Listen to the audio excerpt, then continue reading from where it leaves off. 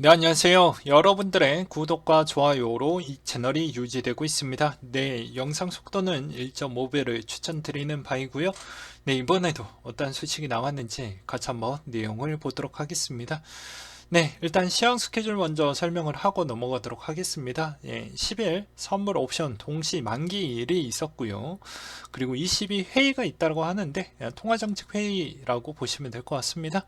네, 지난 회의에서 기준금리 0% 동결이 나왔었고 그동안 완화적 기조 유지했던 22가 긴축 기조로 보이며 연내 금리 인상 전망을 부각을 내비쳤다라는 내용과 11일 시가총액 규모별 지수 정기 변경일이 있다라고 합니다.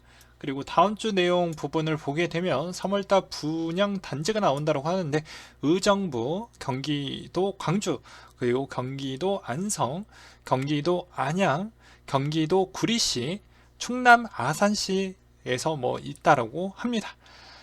그리고 그 다음에 본격적으로 미국의 FOMC 일정이 화요일날 일정 연준이 이번 회의에서 0.25% 올릴 거냐, 0.5% 올릴 거냐, 이런 내용이라고 보시면 될 것 같은데 이게 정말 쉽지 않을 것 같습니다. 올해 남은 FOMC 일정은 5월, 6월, 7월, 9월, 11월, 12월이 있는데 관례적으로 12월 달에 뭐 특별한 액션을 취하지는 않고요. 그렇다고 하면 이제 한 5분밖에 안 남았다고 볼 수가 있게 되겠죠. 가장 강력한 부분은 상반기에 거의 다 이루어질 것으로 보이고 변수는 물가가 만약에 하반기 때까지 이어지게 되면 하반기에도 뭐 약간의 충격이 줄 수 있을 만한 요소거리는 있을 것으로 보여집니다. 그리고 삼성전자 정기 주주총회가 16일 날 있고요. 그리고 17일 날 BOE, BOJ 통화정책회의가 18일까지 이어진다고 하는데 BOE, BOJ 통화정책회의에서 기준금리에 따른 이야기가 있을 것인데 25bp 인상에 따른 언급과 영국의 1월 소비자 물가지수 CPI 전년 대비 5.5% 상승해서 30년 내 가장 높은 상승률을 보여주고 있다라는 내용이 또 있기도 했습니다. 그 다음에 BOJ 통화정책회의에서 지난 회의에 정책적 금리를 동결해서 기존의 통화정책을 유지할 것이고 BOJ 부총재가 중장기 물가 상승 기대치가 2%에 이를 때까지 완화 정책을 지속할 것이다 라고 이야기를 또 하기도 했었네요. 그 다음으로는 미국, 유럽 다시 돈 풀기에 따른 준비도 같이 할 것 같다라는 이야기를 하고 있습니다. 그러니까 양적 긴축이라고 뭐 볼 수도 있게 되겠는데 정말 예측하기 힘들고 그리고 연중도 아마 좀 힘들 것 같아요. 유럽도 마찬가지라고 볼 수가 있을 것 같은데 왜 다시 돈을 푸냐? 그건 이제 방위비 그리고 뭐 인프라 정책 돈 쓸 데가 많은데 쉽지 않는다라는 것이죠. 근데 반면에 어떻게 보면 미 국채에 따른 측면이 생각보다 많은 영향을 좀 끼쳤기 때문에 한숨은 좀 돌렸다라고 볼 수가 있습니다. 근데 이게 언제까지 그렇게 흘러갈지는 저도 잘 모르겠어요. 그래서 아무래도 정부 지출 증가로 인해서 뭐 부채 충당금이나 그리고 이자 부분은 좀 돌려놨는데 이게 이제 지속적으로 될 것인지는 좀 더 지켜봐야 되지 않겠냐. 그리고 이 돈이 순수 어떻게 보면 투자 자산 쪽으로 들어갈 확률 대비는 전 좀 조조하다라고 보고 있습니다. 왜 그러냐면 전체 인플레가 어느 시점에서 멈출지 아무도 예측이 힘들기 때문에 아무래도 다 사람마다 일단은 생활 여력 부분을 먼저 좀 신경 쓰려고 하지 않을까라는 생각이 또 들기도 했었고요. 그 다음으로 위믹스 유동화 중단 후에도 1420억 원의 규모 이동이 좀 있었다라고 합니다. 그래서 지난 1월 28일 기준으로 4회에 걸쳐 2102만 7266개가 이동이 됐고 종가 기준으로 1420억 원 정도가 되는 규모량인데 2월 17일 100만 개 그리고 25일 2천만 개 3월 4일 2만 개 총 4회에 걸쳐서 물량이 좀 이동이 됐다고 합니다. 25일 기준으로 위믹스 소각을 통해 2천만 개 비슷한 규모의 위믹스 재단과 지갑의 클레이트 생태계의 소각장 주소로 공개한 바가 있었고 이번 이동으로 공개된 지갑 주소는 백서에 명시된 생태계와 프라이빗 지갑이라고 되어져 있습니다.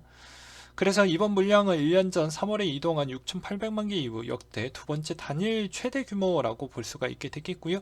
이메일에 따르면 17일 건십 배틀 크립토 뭐 여러 가지 게임 부분에 있어서 프로모션을 사용을 위해 사용한 것이다 라고 이야기를 하고 있습니다. 그 다음에 비썸에서 이제 공시 제대로 안 하면 유의 종목으로 계속 뭐 하겠다라고 하지만 애초부터 그런 애들을 상장을 시키지 않았던 게 낫지 않았을까 라고 저는 좀 오지랖을 내비치고 싶고요. 그 다음으로 디파이의 예치된 암호화폐 2개월 만에 550억 달러 하락이 보여주었다고 합니다. 최근 세계적으로 시장이 불안정해서 뭐 여러가지 돈 필요한 부분이 꽤 많죠. 그러다 보니까 디파이에서도 예치된 자금이 솔솔 좀 나가고 있다 라는 것입니다. 왜냐면 생활에 쓸만한 고정비 지출이 계속 커지고 그게 인플레로 인해서 계속 더 지출 규모가 커지다 보니까 예금 적금 뭐 그런 거 상관없이 지금 뭐 그렇게도 볼 수도 있겠죠. 그리고 뭐 대출금도 만약에 받은 게 있다고 하면 대출 이자금 추이도 금리를 올리겠다라는 스탠스로 인해서 선별적으로 먼저 좀 정리를 하려고 하는 그런 움직임도 꽤 요새 보여진다라고 보시면 될 것 같습니다. 왜냐면 이제 3월 달에 곧 미국부터 금리 인상을 한다라고 하니 이제 그 전 때부터 계속 영향을 뭐 받을 수밖에 없다라고 저는 생각이 들고요. 이건 뭐 전 세계 뭐 다 비슷하다라고 보고 있습니다. 그래서 뭐 당연한 수준이다라고 저는 보고 있고, 그 다음에 한국의 P2E 게임 기업별 움직임 정리라고 해서 이메이드, 게임 목록, 미르포, 라이즈 오브 스타즈, 검십 배틀, 에브리타운, 다크헤덴, 열혈강호 1분기 중에 출시 계획을 갖고 있고요. 넷마블, 뭐 모드의 마블, 세븐나이츠, A3, 몬스터 아레나, 제2의 나라, 챔피언스 뭐 이런 게임이 있는데 넷마블은 두 가지 코인이 있다고 합니다. 아이템 큐브 그리고 MBX라고 하는데 이 MBX를 A3 스틸 얼라이브 쪽으로 좀 무언가를 해보려고 하는 것 같습니다. 최근에 이쪽 게임에서 뭐 그런 대기자 부분이 좀 없었는데 요새 좀 많이 생겼다라고 하더라고요. 그리고 컴투스 쪽에서도 자체 플랫폼인 C2X 운영을 해서 뭐 목록을 보면 썸머워즈 크로니클 쪽에 좀 힘을 많이 실어주고 있습니다. 왜냐면 대표이고 유럽 쪽에서도 또 많이 하는 게임이다 보니까 아무래도 이쪽을 좀 많이 밀어주려고 하는 모습을 많이 보여주고 있었고요. 네오이즈 같은 경우에도 자회사 네오플라이의 P2E 게임 개발을 갖고 있다고 합니다. 네오핀 토큰 MEXC를 상장을 해서 뭐 네오플라이 지갑으로 엠블럭스 개발 중이고 뭐 크립토 골프 임팩트, 브라운 더스트, 아바, 브레이브 나인 뭐 이런 등등이 있고 앞으로 미정인 게임들도 조만간에 출시를 하겠죠. 카카오 게임즈에서는 뭐 카카오 자회사의 그라운드 X를 발행을 해서 보라 생태계로 뭐 구축해서 뭐 돌린다라고 이야기를 하고 있는데 아직 뭐 뚜렷하게 게임 부분은 조금은 하반기 뒤에 뭐 출시한다고 하니까 이 점을 좀 보셨으면 좋을 것 같고요. 드래곤 플레이는 러시 코인 재단과 산리파 합작법인 DF 체인으로 B2E 플랫폼 인피니트 마켓 오픈하고 마켓 오픈 기념으로 메타콩즈와 공동으로 NFT 판매 이벤트도 같이 한다고 합니다. 그 다음에 스테이블 코인 테더 큰 선들 몰리고 있다라는 내용이 나오고 있는데요. 보게 되면 큰 선의 기준은 10,000개에서 10,000개 테더를 보유한 지갑을 볼 수가 있게 되겠는데 이게 1개월 만에 7% 이상 뭐 증가를 했다라고 합니다. 그래서 이 같은 큰 선들의 중심은 러시아 루블화 가치 이동 제한이 좀 영향을 끼쳤다라고 하네요. 그 다음에 현대카드 음반 등의 브랜딩을 활용을 해서 NFT 응용한 여러가지 시범 프로그램을 운영한다라는 내용이 또 나온 게 있었고요. 우크라이나 푸틴 정상회담 제안으로 두렵지 않는다면 앉아서 좀 얘기를 해보자 라고 해서 되게 뭐 약간 멋있게 뭐 이렇게 이야기했다라고 보지만 저는 그렇지 않습니다. 예. 매우 주관적으로 좀 설명을 드린다고 하면 우크라이나 입장에서는 뭐 당연히 시간을 많이 끄는 것도 둘 다 안 좋아요.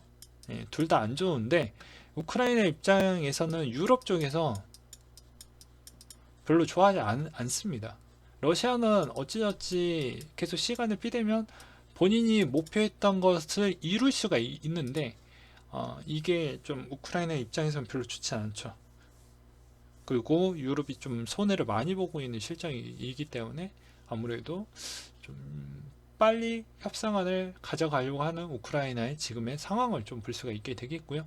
만약에 대치가 된다라고 해도 이제 뭐 보게 되면 3차 평화회담에 따른 기대감으로 인해서 요새 또 엄청나게 급등을 또 보여주기도 했었고, 그리고 또 하나에 대한 내용은 이번에 바이든 대통령의 그 암호화폐 관련된 그런 내용이 또 갑작스럽게 올라와 줌으로써 또 불확실성이 또 제거가 되면서 급등을 또 보여주기도 했습니다. 근데 여기 회담에서는 뭐 프랑스, 중국 이런 쪽에서 막 개입을 하는데 그 다 이유가 있어요. 독일 같은 경우도 왜냐하면 독일은 러시아 쪽에 있는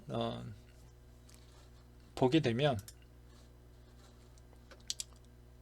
어딨냐 이 노드 스트림 부분을 지금 쓰고 있기 때문에 약간의 이해관계가 좀 있습니다. 그러하는데 또 중국의 입장에서는 중국의 돼지 부분에 파동 사태가 일어나면 안 되거든요. 과거에 또 그런 대규모 데모 사태가 좀 있었기 때문에 옥수수 수입의 또 80%를 의존을 하고 있어서 중국한테는 에너지 부분 또 ESG를 보게 되면 친환경 쪽으로 가야 되니까 천연가스를 또 많이 써야 되고 석탄의 비중을 또 낮춰야 되기 때문에 그래서 이것도 필요하지만 우크라이나에 있는 이런 곡물 부분도 의존도가 꽤 높다. 그리고 러시아의 또 비료 부분에 또 생산 점유율 추이도 상당히 높기 때문에 전 세계 국제적으로도 장기적으로 갔었을 때 다 좋지는 않는다 라는 점. 그리고 프랑스는 조만간에 또 선거가 있죠. 그리고 미국 같은 경우에는 러시아 원유가스 수입 금지가 있었는데 이거는 얘네들이 러시아와 수입 부분이 3.5%밖에 안 됩니다. 하루당 70만 배럴밖에 안 되기 때문에 뭐 신경 쓸 부분이 별로 없죠. 그래서 보게 되면은 여기에서도 러시아 비우호 국가 루블화 채무 이행도가 있는데 미국은 지갈게 가는 겁니다. 그리고 나머지 국가들도 야 너희들 그렇게 착한 모습 보여주지 말고 실행적으로 좀 보여. 나 벌써 했잖아. 너희들도 좀 해줘. 라고 그렇게 강력하게 메시지를 보여주고 있거든요. 근데 유럽 같은 경우에는 못해요. 왜 못할 것 같습니까? 코로나로 인해서 이제 ESG를 같이 하기는 천천히 좀 준비를 하려고 했었는데 이제 러시아 사태가 나왔는데 준비한 게 없습니다. 참고로 독일은 지금 에너지가 상당히 불균형하게 가고 있기 때문에 그걸 곧바로 수용하기가 어렵거든요. 그래서 실상은 좀 입지가 다르다라는 것을 보일 수가 있겠고 그 다음으로 국가별 원유 생산량 순위를 보게 되면 미국, 러시아, 사우디 있는데 여기에서 이제 빠진 부분이 있죠. 뭐 베네수엘라가 얼마나 이제 땡기느냐에 따라서도 달라질 수 있다.